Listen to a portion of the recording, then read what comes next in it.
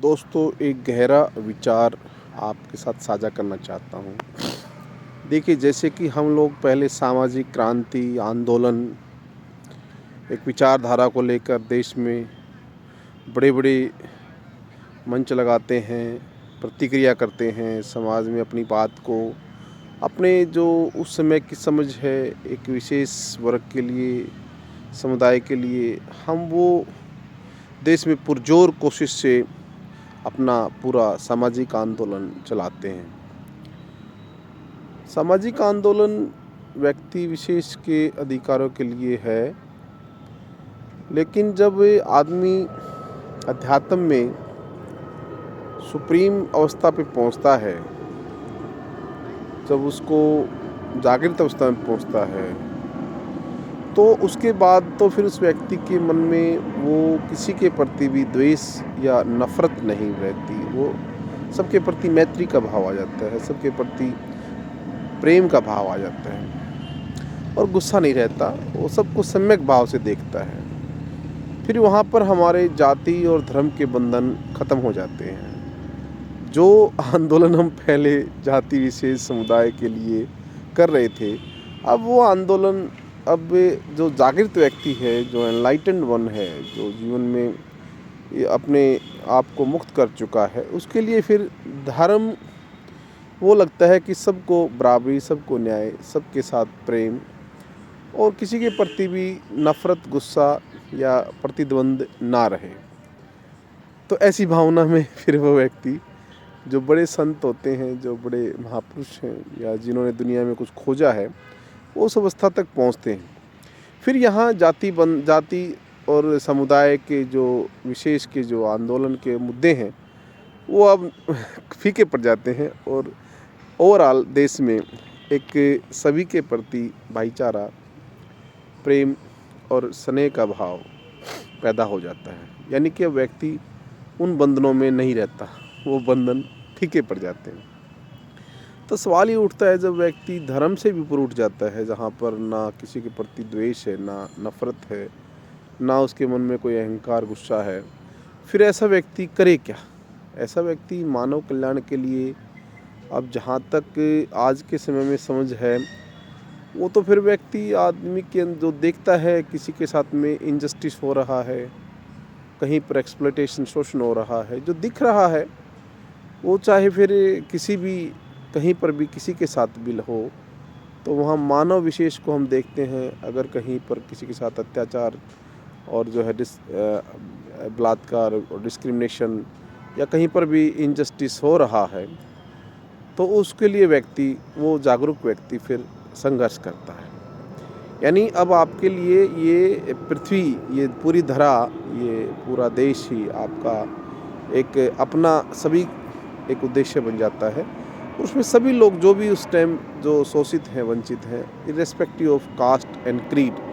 जाति और धर्म से ऊपर उठकर जब व्यक्ति जो है सोचता है कि कहाँ-कहाँ किसके साथ में धोखा, अत्याचार या कहाँ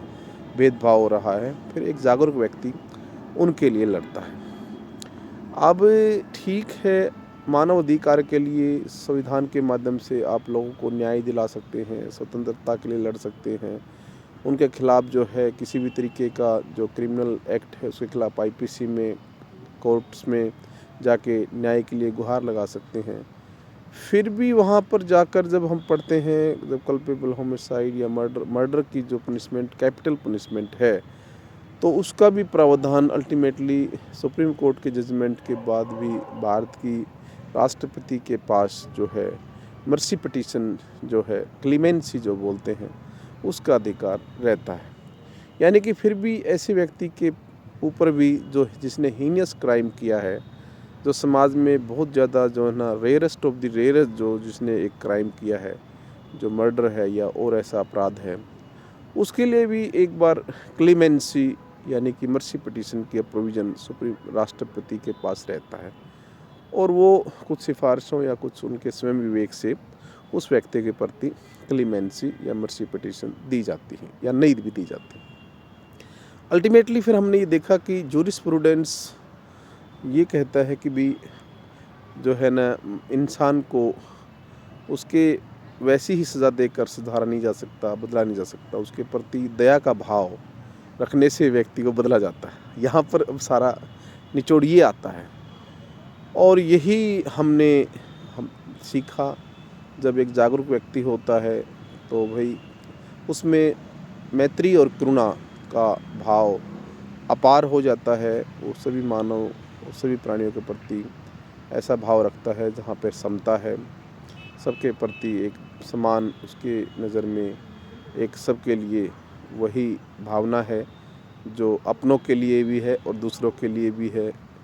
तो जागृत व्यक्ति कभी भी किसी के साथ में कोई गलत नहीं कर सकता, धोखा नहीं करेगा या फिर बदले की भावना से, गुस्से से या किसी तरीके के आवेश में या गुस्से में आकर नहीं रिएक्ट करता है। ये हम धम्म से हमने सीखा कि जिस व्यक्ति में मैत्री है, करुणा है, वो व्यक्ति इस जीवन के, दुनिया के हर प्राणी के लिए अच्छी मंगल कामना करता है। तो सवाल फिर घूम के वहीं आ गया